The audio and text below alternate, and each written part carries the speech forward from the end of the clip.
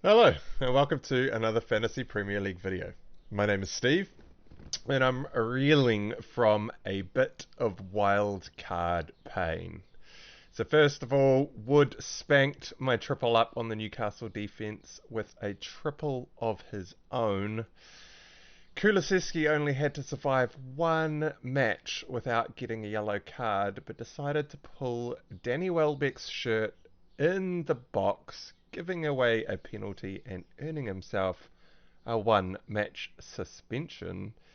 And then, of course, Hwang trolled me with his brace as soon as I sold him on the wild card. So it was a relatively rough game week all around. But to be honest, if I had have played Gusto over one of my Newcastle defenders, I would have actually been on a green arrow, as I was only about 7 points away from my safety score. So it was actually only one decision away from the pain I'm feeling right now and what would have been a green arrow in a very low scoring game week. So although I have actually scored less than average, it wasn't like the competition completely catapulted away from me. I got 35 points with an average of 38, tumbling down the ranks from 150k to 203k overall. Now, considering I have just wildcarded, we'll be keeping this video short, but before we get started, if you're not already a subscriber to this channel, consider subscribing, and if you enjoy the following content, make sure to give it a thumbs up. So, Wood spanked my triple up in defense with a triple of his own. The week did not get off to a great start. Now, I probably should have given a little bit more thought into Wood's inside knowledge of the defensive line at Newcastle, as he had worked with them very closely for the whole year last season, and he would have actually built up quite a good set of strategies through the year he spent on the training pitch with them last season. So I was actually quite excited to put my triple up in the Newcastle defence out onto the pitch, as Nottingham Forest were without their main striker and Awani. Chris Wood hasn't been known for his prolific goal scoring, and so I was pretty comfortable playing the Newcastle triple up in defence. But it was actually the battle that was lost in midfield of Newcastle that exposed the defensive line. Bruno G was noticeably lagging in the match and actually started to look a little bit tired in the engine room heading into half time.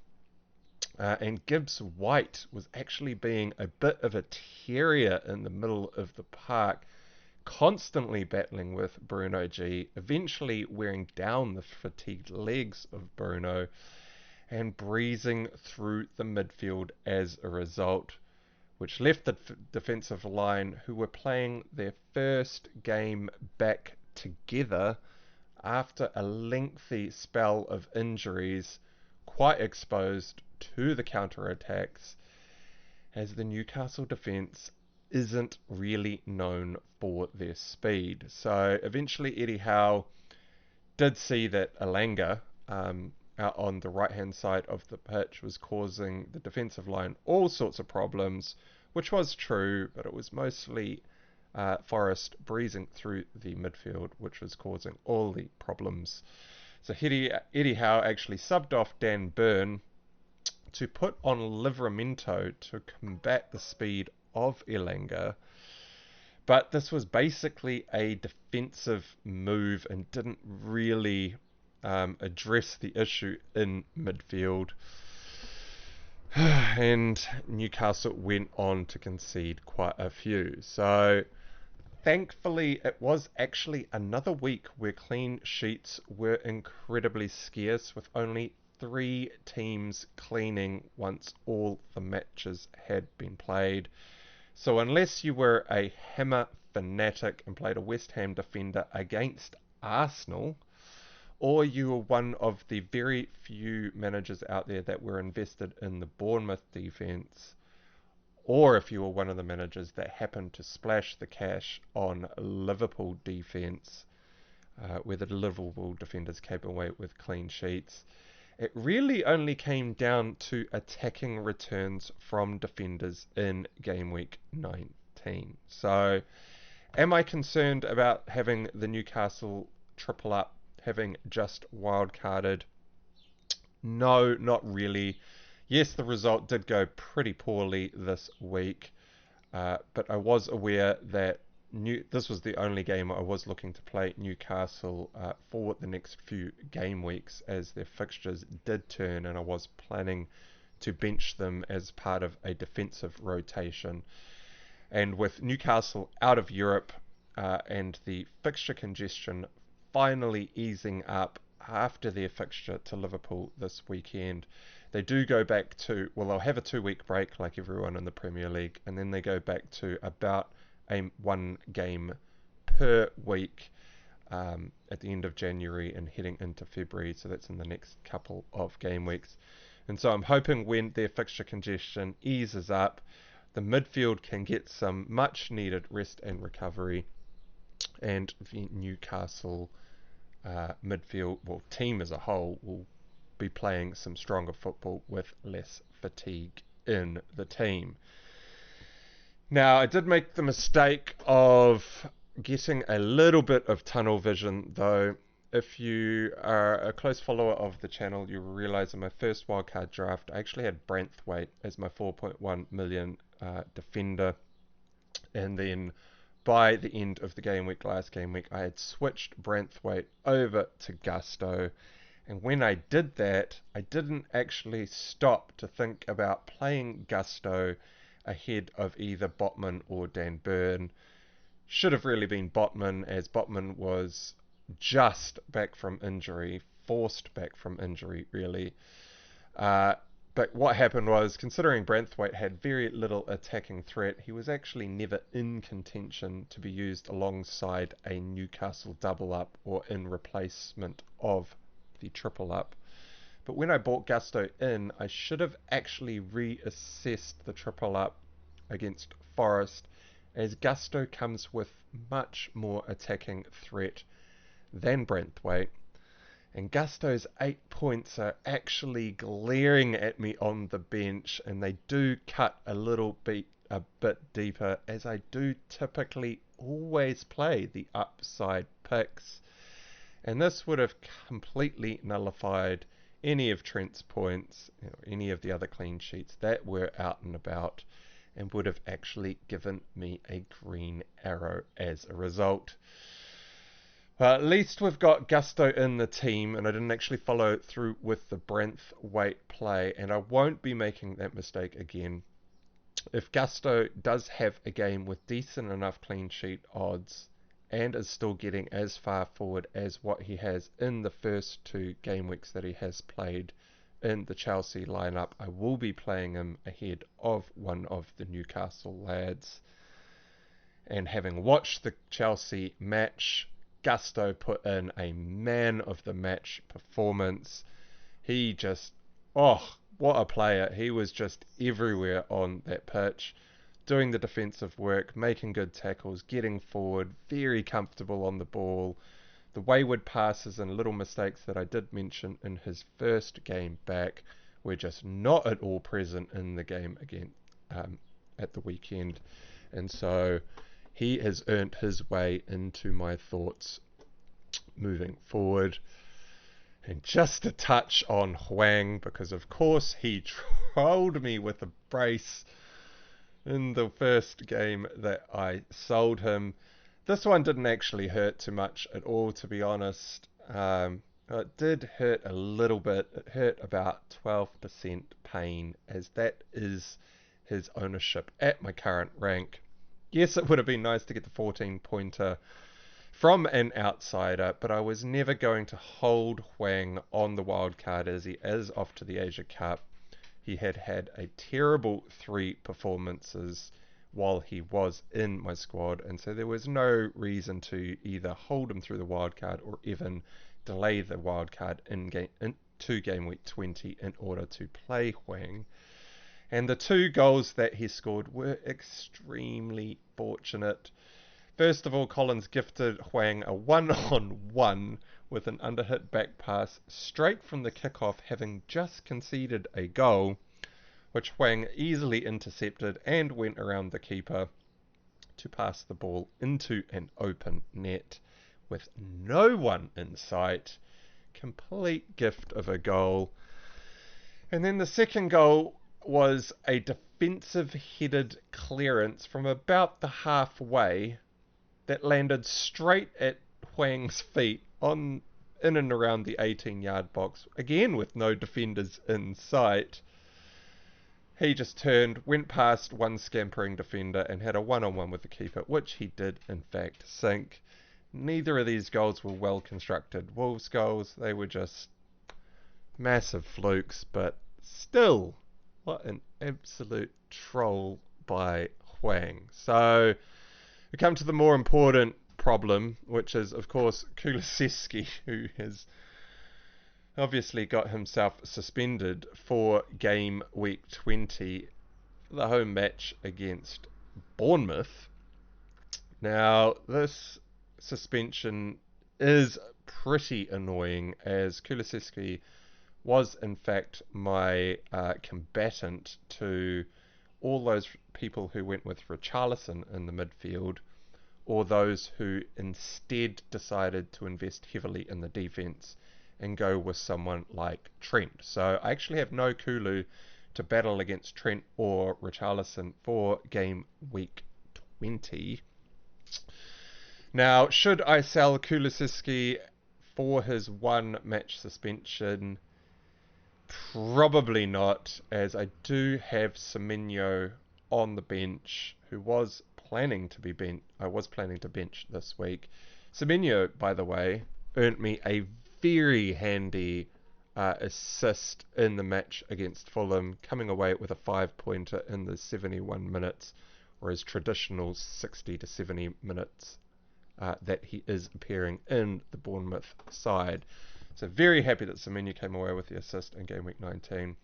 It looks like I will probably just play him again this weekend, as, like I said, Kulusevski is only suspended for the 1 match, and I already have 3 transfers booked in on my wildcard, which we're revolving around bringing Haaland back in.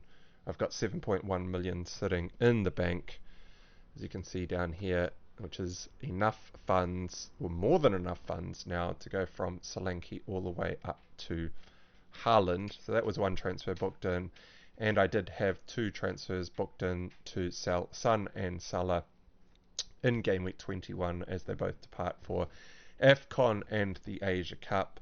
And if you did see the wildcard team selection video last week, I did decide to go with Solanke in order to...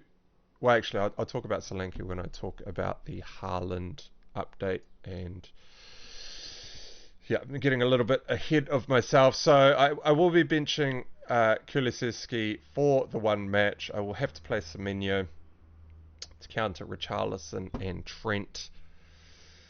And it's actually going to make it a very important final fixture for Semenyo before he departs off to AFCON himself. So this is his last game for Bournemouth before he will be routed to my bench for maybe 2 or 3 game weeks. So just bring up the fixture ticker, the advanced schedule view. I have put a little bit more time into this just to make it a little bit nicer in terms of colours and layout and whatnot.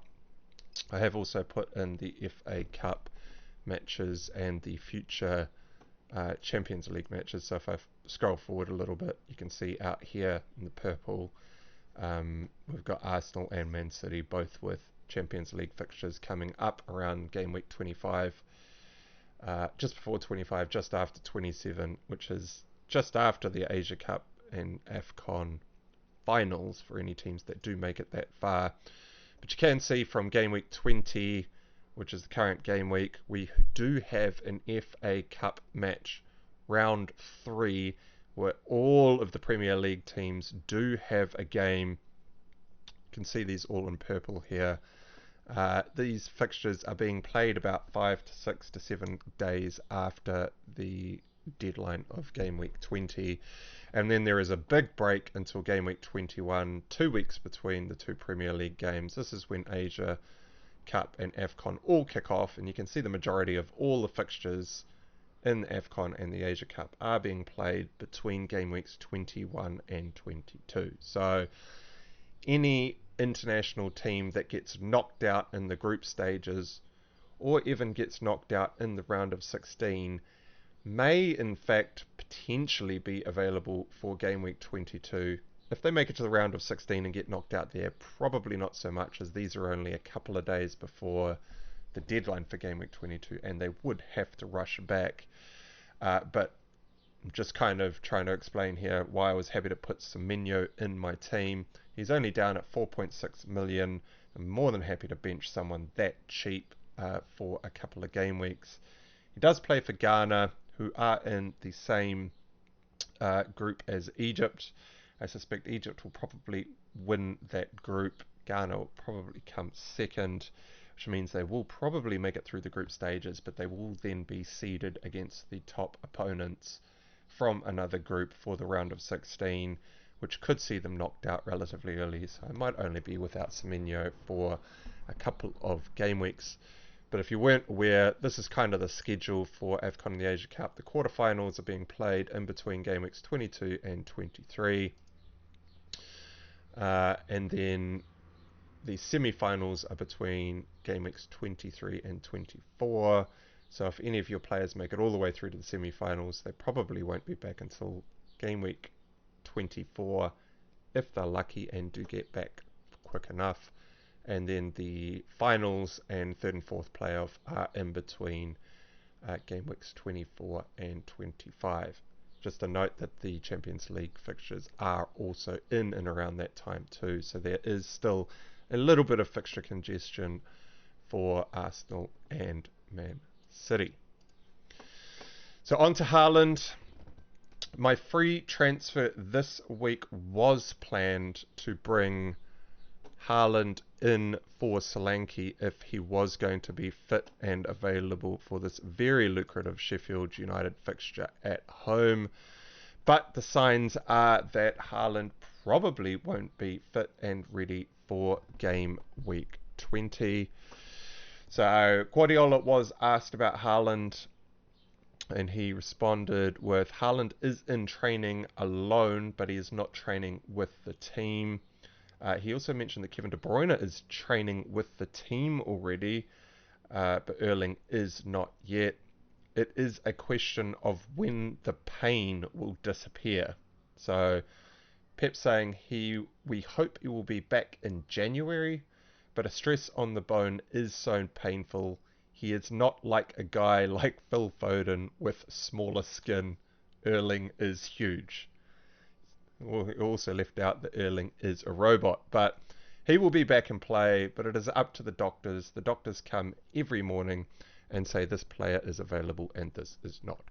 So it really does sound like Haaland won't be available for game week 20. So I actually have no transfers to make this week. I still will be bringing in Haaland as soon as he's ready, and so this kind of reinforces the point that if I did sell Kulusevski, who's only out for 1 week, it would eventually incur a hit, as I will also be selling Salah and Son in game week 21. So, the other side of going with Solanke, so if you did check my Wildcard finalized video late last week, you will also know that I did bring Solanke in as a bit of a value play, and that I was also trying to earn enough points in game week 19 from Solanke in order to pay for the hit to bring Haaland back in. So this was a bit of a dice roll, I suppose, on my wild card. Obviously, I couldn't put Haaland in the team and leave him on the bench because that was just way too much money to be leaving on the bench. So I decided to go with Solanke to see if I could earn some more value on him and to see if he could come away with the points in order to prepay for my hit to bring Haaland back in. Now, Solanke did come away with a goal in game week 19, but only earned the 6 points. I kind of needed a 10-pointer out of Solanke or better in order to prepay for the hit, but that was given the fact that I was probably bringing back Haaland in game week 20. Now that that is not the case, Solanke gets another free roll at earning some more prepaid points. Obviously, had I gone the alternative route and had Haaland stuck on the bench here, I would not have had these points in my team. And so Solanke has gone up in value. I have earned a 0.2 million increase on him. I bought him at 6.8. He's now at 7.0, so I have made 0.1 million. He is almost going up again to 7.1 million, and considering I will be now holding him through game week 20 as well, the increase in value play is extended by one game week, and I may even earn 0.2 million on Solanke by going this route. So if Solanke comes away with another goal or better against Tottenham this week, I will probably earn 0.2 million off him, which will help in the future game weeks, and he would have more than prepaid my hit to bring Haaland back in, assuming that in the reverse I would have had Haaland on the bench, earning 0 points and tying up 13.9 million in the process. So the final point is just a very quick note on Kevin De Bruyne, who looks like he could be fit for the FA Cup third round tie at home to Huddersfield Town on January the 6th. So this is the FA Cup fixture in here for Man City against Huddersfield straight after the Sheffield United game. Kevin De Bruyne could be back for this. He could even be, if seems pretty touch and go. I think the reporters there are kind of leaning into that a bit much based on what Guardiola has said. He's probably more likely going to be back in maybe game week 21. If not 21, almost certainly game week 22, as there is a decent break of 2 weeks between game weeks 21 and 22. And so Kevin De Bruyne could be back on our radars very shortly, which is quite exciting considering lots of us will be looking to sell Salah and Son in game week 21. So it's definitely something that we need to keep an eye on. When Guardiola was asked about Kevin De Bruyne, he said, yes, he is close. Today he had fatigue. We have to be careful. He is training with us and he is so positive. Soon he will be back. And he went on to say, I would love him to play the next game or Huddersfield. So the next game being Sheffield United or Huddersfield, which is the FA Cup match after. But it is important to keep fit for a long time. So it sounds to me a bit more like maybe he might make the Huddersfield game, but probably not. It is more likely the following fixture, which would actually be game week 21 away to Newcastle, which will be when we are all selling Salah and Son. So it could be someone to put on the list. And finally, hopefully we'll just wrap this up quickly. Captaincy for game week 20 is wide open this week without Haaland available for Man City. So Salah, Son and Watkins all have pretty good looking home fixtures. Palmer and Saka are both away, but to teams who can ship goals. And even Solanke keeps chipping away and is coming up against a makeshift Spurs centre-back pairing that has just shipped 4 goals last weekend. So there is lots of options for captaincy this weekend. Currently, I've got the armband on Salah at home to Newcastle, but it might switch before the deadline. Currently, my second closest is probably Son at Spurs, who currently has the vice-captaincy. This is the bus captaincy and vice-captaincy that I just put it on as the game turned over. But having watched the Newcastle performance and the very tired legs in the middle of the park, and not much rest between the game that Newcastle has just played and the fixture that they're going to be coming up against Liverpool in a few days' time, I do think Liverpool could actually roll through Newcastle this weekend. So the armband will probably stick onto Newcastle. Son, on the other hand, will be playing in a Spurs team with a third choice number 10, as Kulusevski is obviously the second choice number 10, filling in for Maddison, who is currently injured, but Kulusevski is obviously suspended. This will probably see Oliver Skip get a start, probably in at the number 10. And with both Romero and Van de Ven still out, and Postecoglou likely to play Sarr and Højbjerg in at the 6. Højbjerg is obviously quite a defensively minded player. The whole Spurs spine through the middle of the park is all a bit higgledy-piggledy for this game against Bournemouth at the weekend. And so it will probably mean that Son will be afforded less chances. And of course, Bournemouth have actually been playing some pretty decent football of late too. So it's probably going to stick with Salah.